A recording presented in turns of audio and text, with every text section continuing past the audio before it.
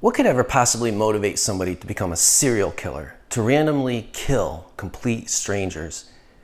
Every so often, some media outlet will do an interview with a confessed serial killer, and inevitably, this is the question that arises. Usually the responses only add to the infuriating mystery of how somebody could so senselessly take so many innocent human lives. But in many of the interviews I've seen, a common theme seems to emerge. Killing gave these monsters a rush like no other, enabled them to feel a power that they couldn't experience anywhere else. Even though it was momentary and fleeting, it enabled them to know what it feels like to hold the power over life and death itself. As obscene and perverse as it is, it makes sense how holding this power, determining whether somebody lives or dies, could be the ultimate rush, could be a rush of unmatched intensity. In fact, holding the power over life and death itself is the ultimate power. So what does this have to do with Jesus' resurrection? Well, think about this for a second. What is the central problem of life? It's that goodness is so weak, that goodness so often gets defeated, with its total defeat being death.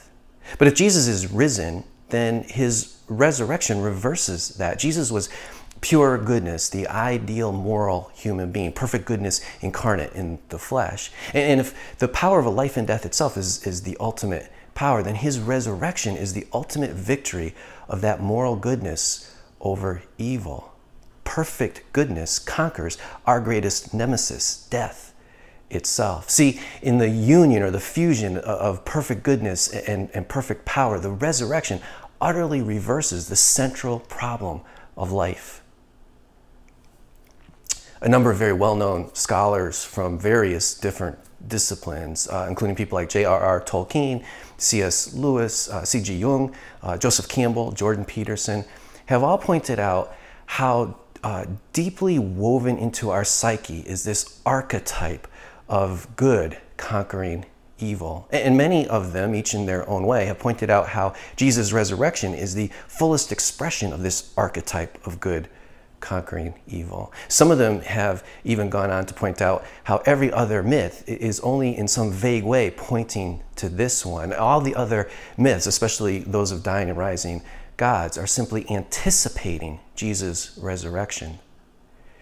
Within the depth of our beings, the resurrection is what we as humans are hardwired most to anticipate. Or as Tolkien put it, there is no other story that we as human beings would rather want to be true. It is the greatest thing imaginable, the ultimate victory of good over evil.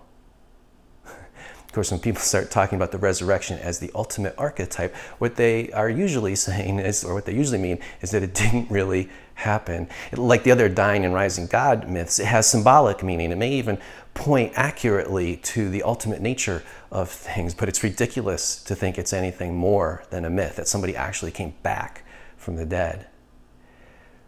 But here's the thing. The meaning of the resurrection, the symbolic meaning of the resurrection, actually provides a really good reason, a really good philosophical reason for believing that it's literally true. See, this archetype is so pervasive that it begs the question, where do we derive it from? One possible answer is that it's just a figment of our imagination, that it's something that human beings subconsciously manufactured in order to deal with the harsh realities of life. But it's just as likely that this archetype comes from a deep intuition we have into the actual nature of things, the ultimate reality, the ultimate nature of things. An intuition, a deep intuition that has been given to us by our Creator. In other words, it's an intuition that is pointing to something real.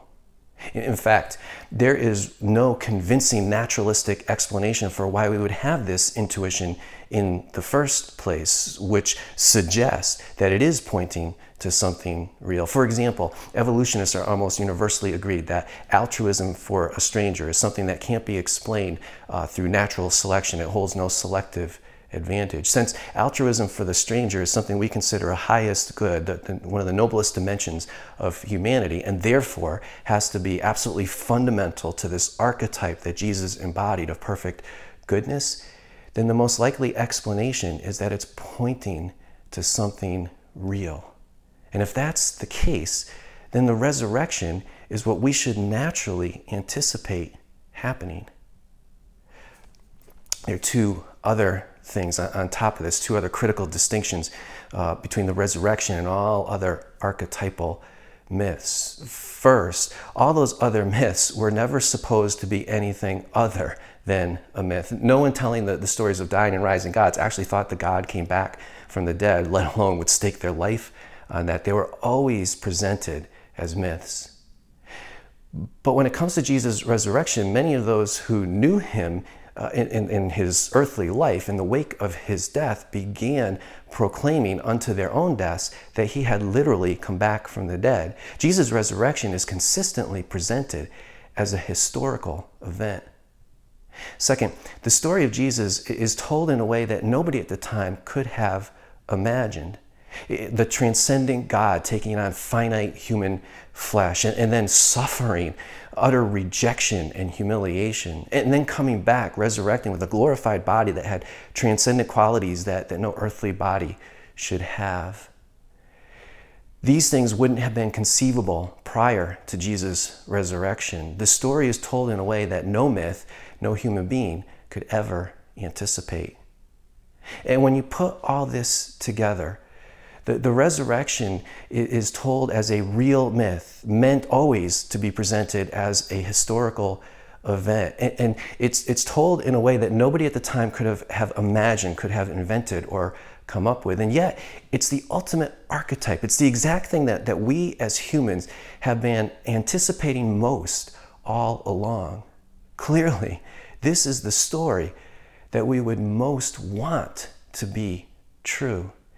And when you consider why we think this way, it provides a really good reason, a good philosophical reason for thinking that it actually might be true. If you'd like to see more videos like this, please go to the Raising Jesus Facebook page and like it so we can keep you updated on future videos, blogs, and announcements. Also, you can contact me directly by going to the Raising Jesus website, the Contact EJ page, and leaving your comments or questions there. I'd love to hear from you.